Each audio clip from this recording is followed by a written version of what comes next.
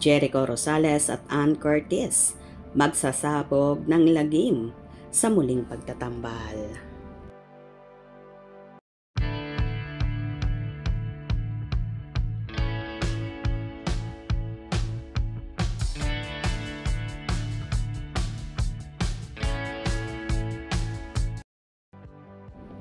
Makaraan ang 17 taon, muling magtatambal sa pelikula sina Ann Curtis at Jericho Rosales.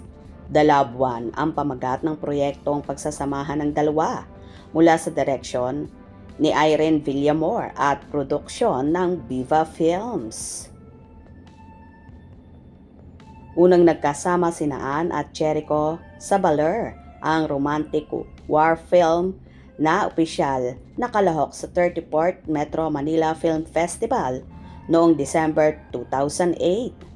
Ang Baler ang itinanghal na Best Picture sa gabi ng parangal ng 34th Metro Manila Film Festival na ginanap sa Harbor Garden tent ng Sofitel Philippine Plaza, Pasay City noong December 28, 2008.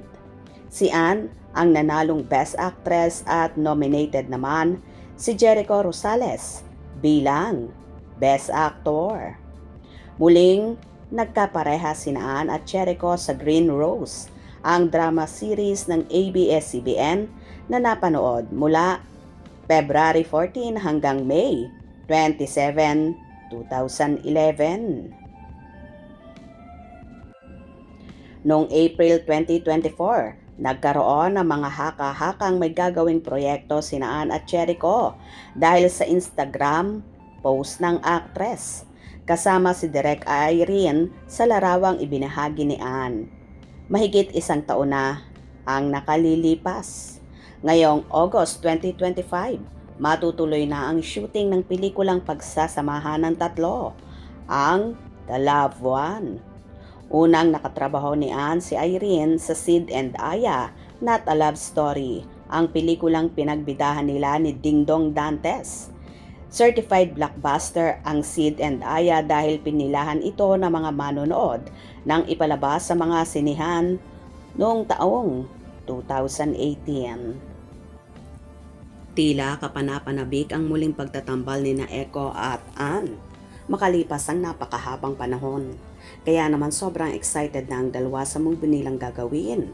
All out naman ang suporta ng nobya ni Echo na si Janine Gutierrez, kung saan malimit ding nakakasama ng aktor kapag may mga meeting or get together ang cast at team ng Quezon.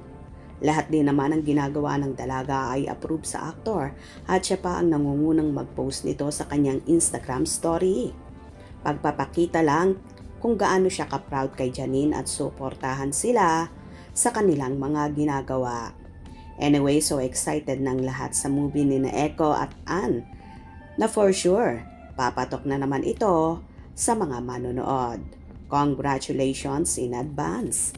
Kung nagustuhan nyo ang video na ito, comment down below.